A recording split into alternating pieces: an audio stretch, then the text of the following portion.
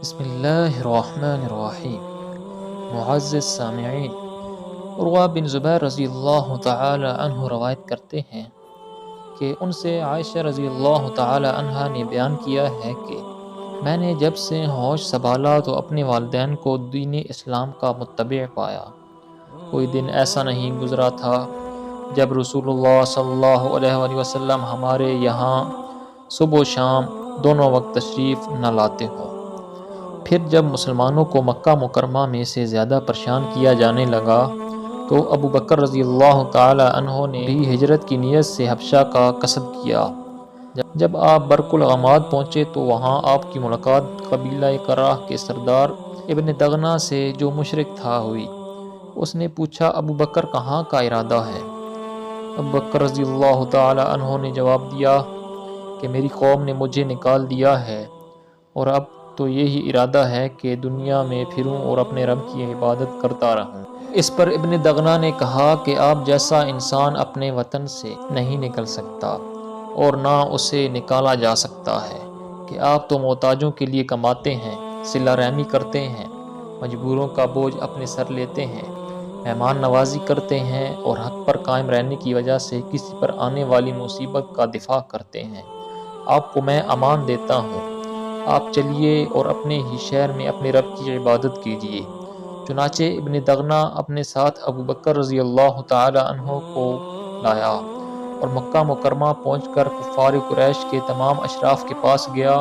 اور ان سے کہا کہ ابو بکر جیسا فرد اپنے وطن سے نہیں نکل سکتا اور نہ اسے نکالا جا سکتا ہے۔ کیا ایسے شخص کو بھی نکال دو گے جو محتاجوں کے لیے کماتا ہے، صلہ رحمی کرتا ہے، مجبوروں اور کمزوروں کا بوجھ اپنے سر لیتا ہے، مہمان نوازی کرتا ہے اور حق پر قائم رہنے کی وجہ سے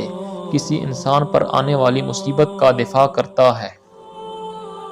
چنانچہ قریش نے ابن دغنہ کی امان کو مان لیا اور ابو بکر رضی اللہ تعالی عنہ کو امان دے دی۔ پھر ابن دغنہ سے کہا کہ ابو بکر کو اس کی تاکید کر دینا کہ اپنے رب کی عبادت اپنے گھر ہی میں کریں، وہاں جس طرح چاہیں نماز پڑھیں اور تلاوت کریں، لیکن ہمیں ان چیزوں کی وجہ سے کسی تکلیف میں نہ ڈالیں اور نہ اس میں کسی قسم کا اظہار و اعلان کریں، کیونکہ ہمیں اس کا ڈر لگا رہتا ہے کہ کہیں ہماری اولاد اور ہماری عورتیں فتنہ میں نہ پڑ جائیں۔ ابن دغنہ نے جب ابو بکر رضی اللہ تعالی عنہ کو یہ گفتگو سنائی تو آپ اپنے رب کی عبادت گھر کے اندر ہی کرنے لگے، نہ نماز میں کسی قسم کا اظہار و اعلان کرتے اور نہ اپنے گھر کے سوا کسی دوسری جگہ تلاوت کرتے۔ چند روز بعد ابو بکر رضی اللہ تعالی عنہ کے ذہن میں ایک بات آئی اور انہوں نے اپنے گھر کے سامنے نماز پڑھنے کے لیے ایک جگہ چبوترا منتخب کر لی۔ اب آپ سب کے سامنے آ گئے، وہیں نماز پڑھنے اور تلاوت کرنے لگے۔ پھر کیا تھا، مشرکین کی عورتیں اور بچوں کا مجمع لگنے لگا۔ سب حیرت اور پذیرائی کی نظروں سے انہیں دیکھتے رہے۔ ابو بکر رضی اللہ تعالی عنہ بڑے رقیق القلب انسان تھے، جب قرآن پڑھنے لگتے تو آنسوؤں پر قابو نہ رہتا۔ اس صورتحال سے مشرک اشراف قریش بہت گھبرائے اور سب نے ابن دغنہ کو بلا بھیجا۔ ابن دغنہ ان کے پاس آیا تو ان سب نے اس سے کہا کہ ہم نے تو ابو بکر رضی اللہ تعالی عنہ کو اس لیے امان دی تھی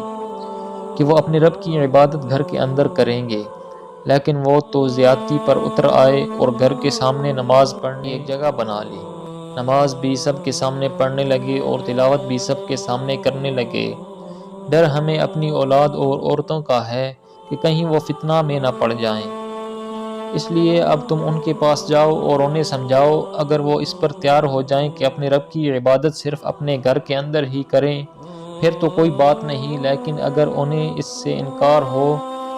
تم اس سے کہو کہ وہ تمہاری امان تمہیں واپس کر دیں، یعنی تم اپنی امان ان سے اٹھا لو، کیونکہ ہمیں یہ پسند نہیں کہ تمہاری امان کو ہم توڑیں، لیکن اس طرح انہیں اظہار اور اعلان بھی کرنے نہیں دیں گے۔ عائشہ رضی اللہ تعالی عنہا نے بیان فرمایا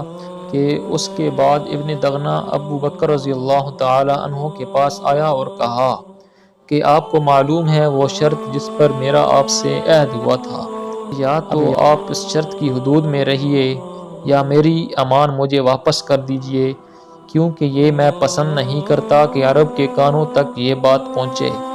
کہ میں نے ایک شخص کو امان دی تھی لیکن امان توڑ دی گئی۔ ابو بکر رضی اللہ تعالی عنہ نے فرمایا کہ میں تمہاری امان تمہیں واپس کرتا ہوں، میں تو بس اپنے رب کی امان سے خوش ہوں۔